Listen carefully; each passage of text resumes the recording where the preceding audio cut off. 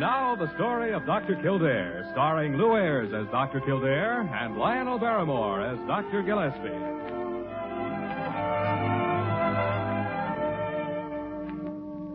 Blair General Hospital, one of the great citadels of American medicine. A clump of gray-white buildings planted deep in the heart of New York, the nerve center of medical progress, where great minds and skilled hands wage man's everlasting battle against death and disease. Blair General Hospital, where life begins, where life ends, where life goes on.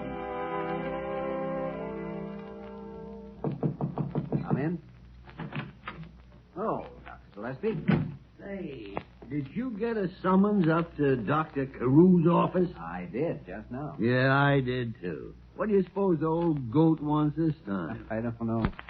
Oh, probably someone on the board of directors has a tummy ache or an acute case of hypochondria. You know, he gets to be more and more of a nuisance every day. All the Carews in the world are nuisances, aren't they? Yes, and unfortunately the world is full of them. Well, shall we go up together? I'm ready. It's a doggone shame, you know, that we haven't got an apple to take along, put on his desk. Why, Dr. Gillespie, you go wash your mouth out with soap. Why? Well, use the word apple.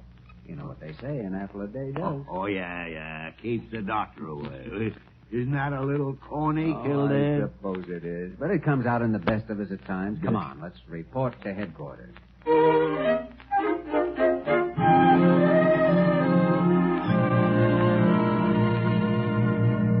Good morning, teacher. You two dear fellows are never satisfied unless you have your little joke, are you? Yeah. I don't think he liked our greeting, Dr. Gillespie. Oh, yes, I did. There's nothing I like better than to see high spirits in my associates. As long as they don't become high with spirits, eh, Dr. Carew? Oh, talk about corn. I say, that's really good. As long as they don't become high with spirits. Get it, Kildare? No, I don't. He means as long as they don't become intoxicated. He does? Of course he does.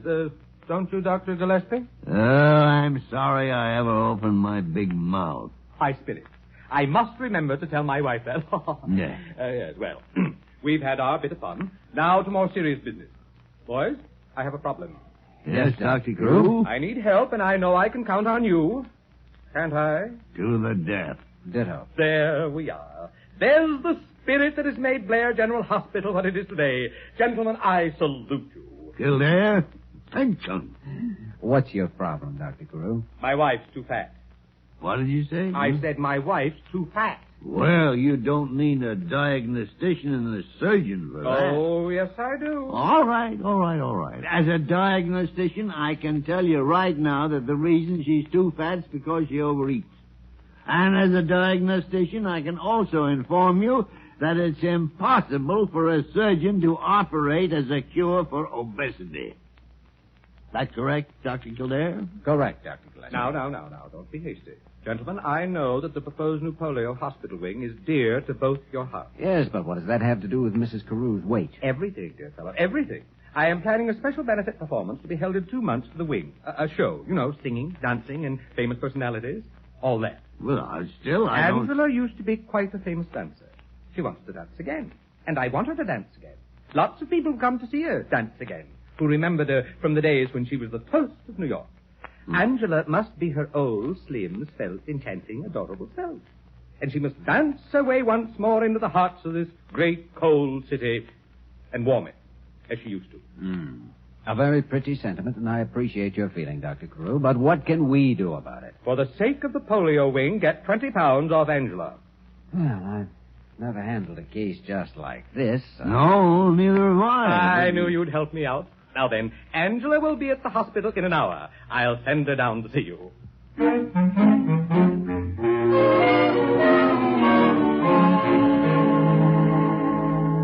Dear Dr. Kildare and Dr. Gillespie, you sweet old grumpy you. Oh, I believe I'm going to kiss you. Oh, now, Angela, it isn't necessary to go to any such lengths as that, you know. Oh, what a precious old grumpy. Well, Bumpy tells me that you two are going to make me thin. Bumpy? Dr. Carew. Oh, I didn't know. Well, we're going to do our best. Let's see, Mrs. Carew. You weigh, according to our scale now, 150 pounds. Don't say it so loud. It's embarrassing. We'll have to put you through a thorough physical examination, of course, before you can start your diet. We'll want you to come in early in the morning for that. You'll have a basal metabolism test, and you'll find your instructions written on this piece of paper. Well, of course, I don't know what's gotten into Bumpy. He used to say he didn't like girls that were like string beans. Well, 20 pounds from now, you're still going to be a long way from being a string bean, Angela. Well, I guess I better go out on a real binge this afternoon. Binge? What kind of binge? Maybe a double banana split binge. That will make just that much more you'll have to take off. Oh, I'll worry about that tomorrow. See you both in the morning. Don't forget the paper with your instructions. Oh, yes, that's right. Well, toodaloo. Toodaloo. Oh, you sweet, precious, grumpy you. Goodbye. Say, I may throw up. I don't know. I certainly didn't study medicine and put in all that work to spend my time taking fat off people who just shovel it back onto themselves as fast as they can eat. That's right. Sure it is. That's right. It isn't very smart when you stop to think about it. By carrying a lot of extra weight around, Angela is weakening her strength and shortening her life and spoiling her looks. Think we can get her to diet? Well, we better. We'll start looking for another hospital. Come in. Well, what two shining, happy faces I see. Molly, have you any favorite way of taking off weight? Oh, sure. I bang this against the wall like this. Does it work? Well, I think so. Oh, did you two draw Mrs. Carew? Yeah, we certainly did. I just heard Dr. Carew giving a statement to the papers that she was to stage a comeback and for the sake of dear Blair General Hospital would redo her famous Dance of the Willow. Oh, I'd better get back to work. Good afternoon, Dr. Carew. Yes. Oh, here are my great doctors. Dr. Brownlee, may I present Dr. Gillespie and Dr. Kildare. How to do? Dr. Brownlee is a diet specialist from London. I just told him how you propose to take 20 pounds off Mrs. Carew by your unique and original scientific methods.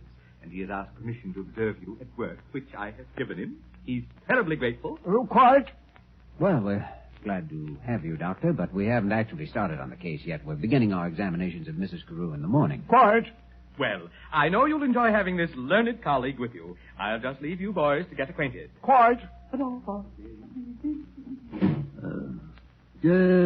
long have you been in New York, Dr. Brownlee? 1 week. You enjoying yourself? Quiet. Where have you been since you arrived? No place. Oh, well, would you like to look around the town? No, thank you. Yes. I imagine you miss England. Quiet. So what time is it? My word, 5 o'clock already. It's time for my visit. I'm sorry to tear myself away, but you understand how it is, Dr. Brownlee. Dr. Kildare will entertain you. Oh, I'm so sorry, but I have an emergency on the 3rd floor, Dr. Gillespie. I know Dr. Brownlee will excuse me. Yes.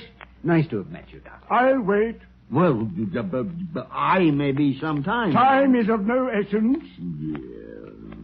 Goodbye, Dr. Brownlee. Dr. Gillespie will see you later. Quiet.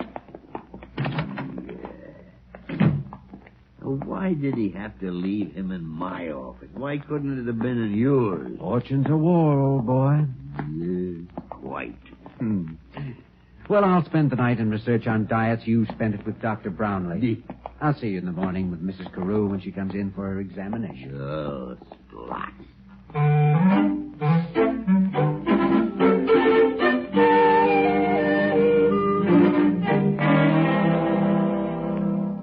Now, Mrs. Carew, we've conducted a most thorough examination. We find you in excellent physical condition.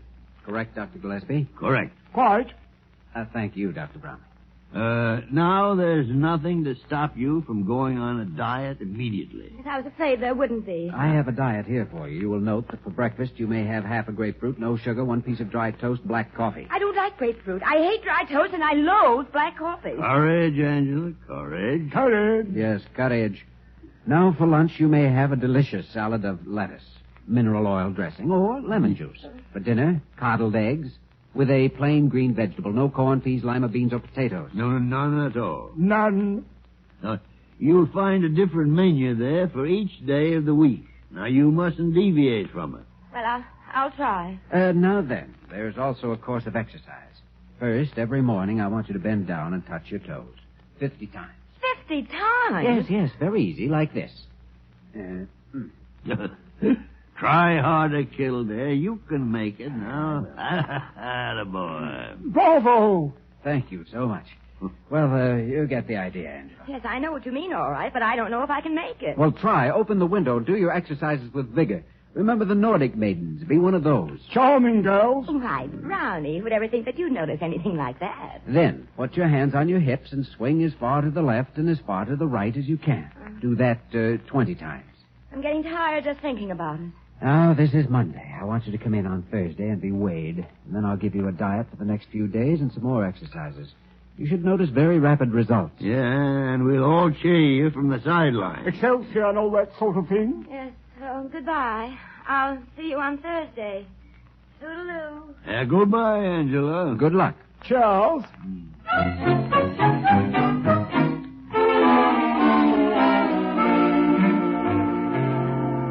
Dr. Kildare, I sent for you because I have a pain in my back, and I thought you might be able to help me. Does it seem to be muscular? Oh, yes, it's muscular, all right. It's those confounded exercises you gave Angela. What do they have to do with you? She makes me do them with her. She says it's more chummy that way, and I'm on her diet, too. Oh? Well, what kind of results are you getting? Lost 4 pounds. Really? Yes, a pound a day. And I don't mind telling you that it's ruining my disposition. I can't seem to radiate like I could a week ago. The arch in my instep is gone. I don't like people. I'll bet you don't. But I didn't prescribe the diet for you. I don't recommend it for you. You're thin enough as it is. Angela says I shouldn't ask anyone to do a thing I wouldn't do myself. Well, at any rate, I shall certainly look forward to weighing Mrs. Carew.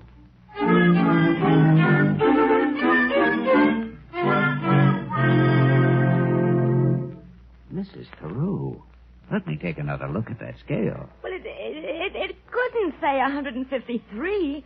That would mean I'd gained 3 pounds. Yes. Well, that's what it says, all right. Did you stay on your diet?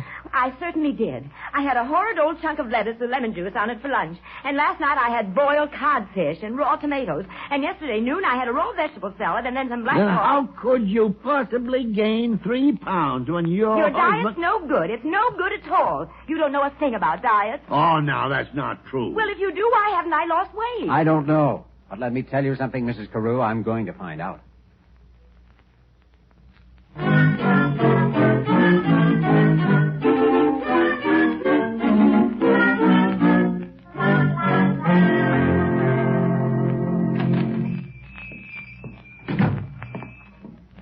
I'll have a double chocolate malt, please. Coming right up, man.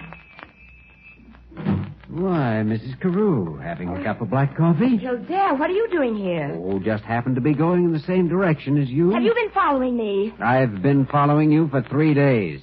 When you've gone into a restaurant, I've been outside looking in to see what you ordered. And if I couldn't do it myself, I had someone else How follow dare you spy on me? I had to find out. Now I have the record right here. Yesterday, I had half a head of lettuce with lemon juice for lunch. And That's right, you did. At Brown's. But at 3:55, you had a double chocolate ice cream soda. Well, I dieted at lunch, didn't I? And this morning at 10 o'clock, you stopped for a hot chocolate. And now Here's you're your having... double malted, lady. If you don't mind, the lady will have black coffee. I'll have the chalk malt. Mrs. Carew, you've been cheating. But I've dieted at mealtimes. I've never done that before. You can't just diet at mealtimes. You've got to diet all day long. Now, look here. I'm not trying to be mean and spy on you. I have a job to do, and I've got to do it. My job is to get 20 pounds off of you, but I can't do it without your help and cooperation. 23 pounds. That's right. Oh. 23 pounds. Here's your black coffee, lady. Thanks.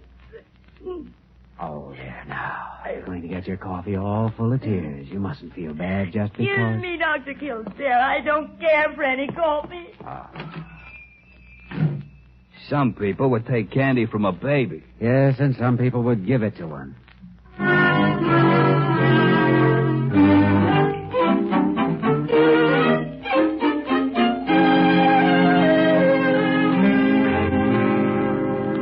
So that's the story. That's it.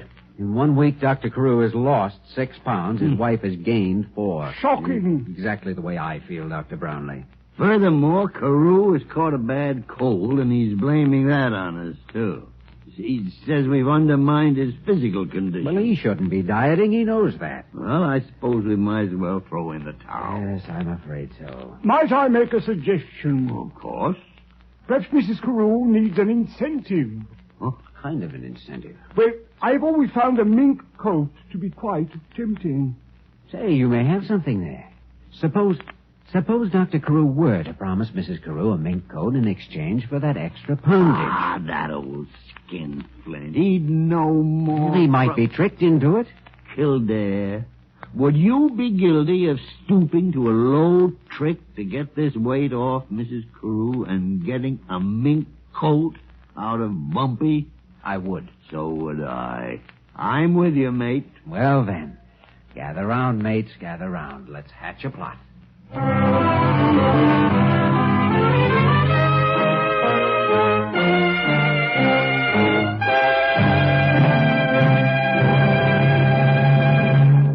We return to the story of Dr. Kildare in just a moment.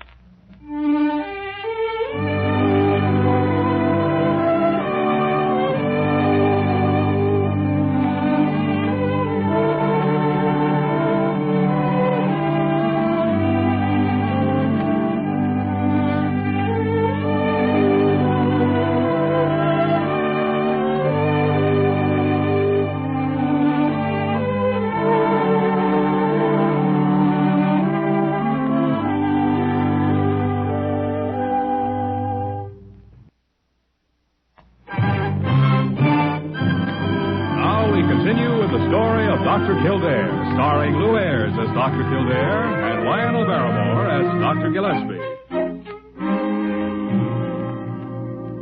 Well, what does the scale say, Dr. Kildare? You can see it as well as I can, Angela.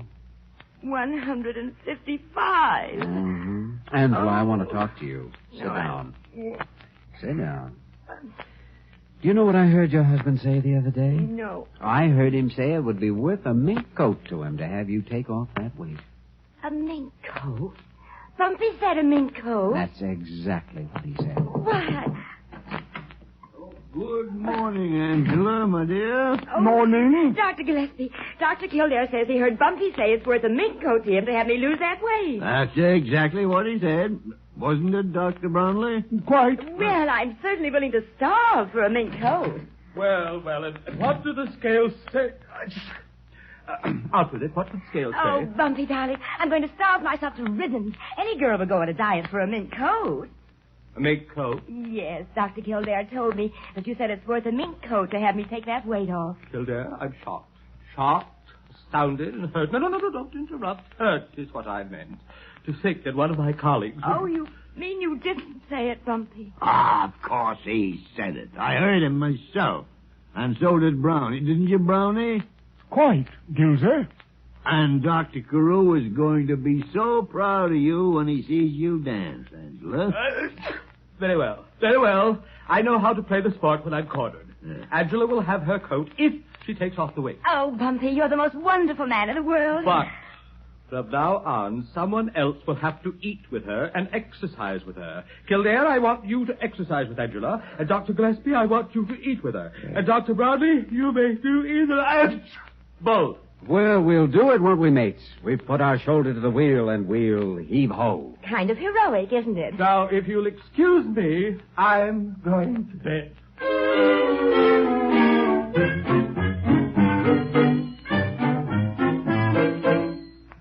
The lady and I will each have one piece of dry toast, 1/2 of grapefruit, and black coffee. And I.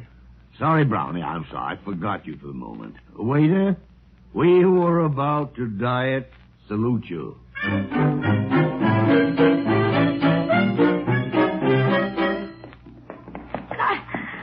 tired. Oh, cheer up. Oh. We've only 20 more blocks to go. Where's Brownie? Oh, he's sitting back on the curb there. He'll catch up before we're at the hospital. Come on, Angela. Squad's right.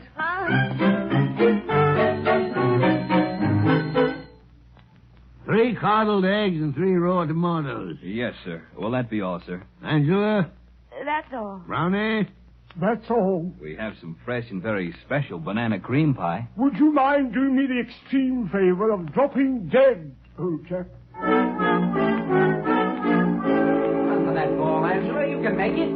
it. My tennis is improving at any rate. So's your fall, old girl. So's your fall.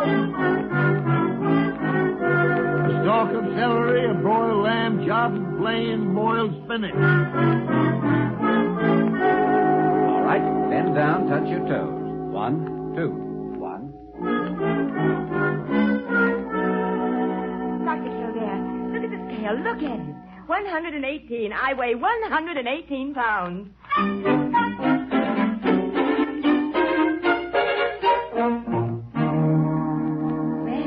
How do you like it? Angela, without a doubt, that is the most beautiful mink coat I've ever seen. It's really ripping, old girl. It really is. Cost a fortune. Angela, what are you doing? Don't sit down in that coat. You're sitting on thousands of dollars. Oh, you know, Bumpy, I'm going to need a whole new wardrobe. You're going to what? Yes. None of my clothes fit anymore.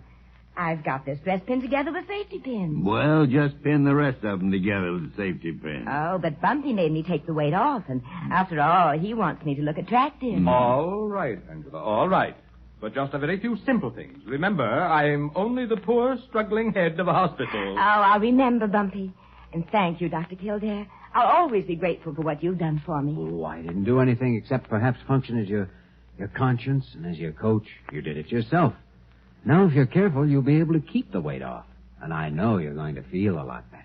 I'll keep it off. Well, I have to run. I have a rehearsal with the orchestra for my dance, and I want you to know I'm wearing the same costume I wore the night Bumpy asked me to marry him. Angela, that dress is much too low. Oh, you didn't say that then, Bumpy. Well, I wasn't married to you then. All right, darling, I'll fix it. See you all later. Bye, Dr. Gillespie, you sweet old grumpy you. Yeah. Toodaloo, Angela. Bye, Bonnie. Hip, hip. She really looks kind of wonderful, doesn't she? She does indeed. I'm well pleased indeed. Dr. Brownlee, you'll have a fine report to take back to England on our medical methods in this country, won't you? Quite. Kildare, Gillespie, you both look a little run down to me. You'd better take a tonic. Well, I must away to my office to... good day, gentlemen. Good day. Bumpy. Say, if you two intend to specialize in diets, I'd like to take off a pound or two. Not on your life. We're finished, Molly. Once around the course is about all any of us could take. No, quite. You know, on the whole, the process was inclined to be rather exhausting. I suggest we all three take a tonic and retire to our beds. Quite. Well, if things get hard up in the hospital, you could always open a charm school. Kildare and Gillespie's glamour school. Thanks, Molly. I'm going to stick to medicine. Ditto. Exclamation mark, don't you know? Yeah, on the whole, it's been a satisfactory operation. Yes, we made a new woman of Angela. We helped the hospital wing, and we made Dr. Carew spend some money. Yes, on the whole, it has been very satisfactory. Quite.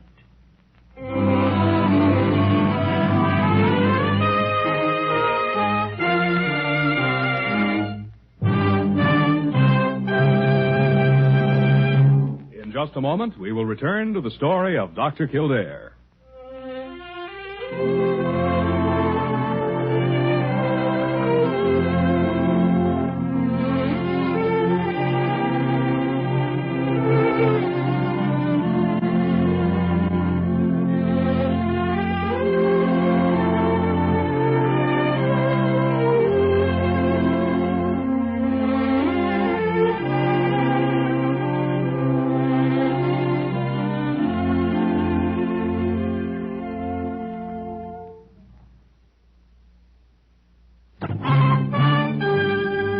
And now, once again, the story of Dr. Kildare, starring Lew Ayres as Dr. Kildare and Lionel Barrymore as Dr. Gillespie.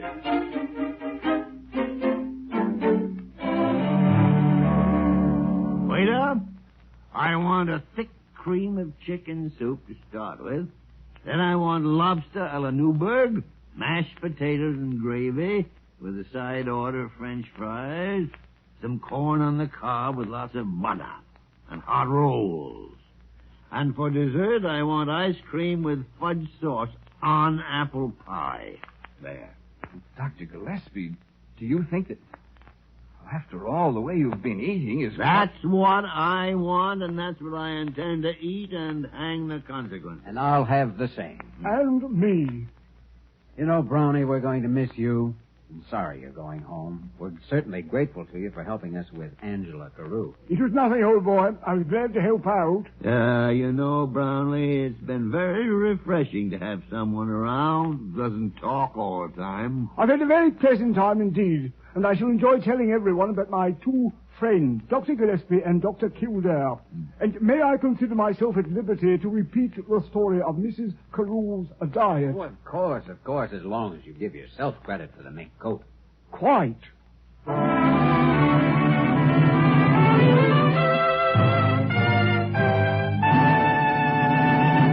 You have just heard the story of Dr. Kildare, starring Lew Ayres and Lionel Barrymore. Dr. Kildare is presented by arrangement with Metro-Goldwyn-Mayer. Producers of Malaya, starring Spencer Tracy, James Stewart, Valentina Cortesa, Sidney Greenstreet, and John Hodiak. This program was written by Gene Holloway and directed by William P. Russo. Original music was composed and conducted by Walter Schumann. Supporting cast included Eleanor Audley, Ted Osborne, Ann Stone, Jay Novello, and Herb Ellis. Dick Joy speaking.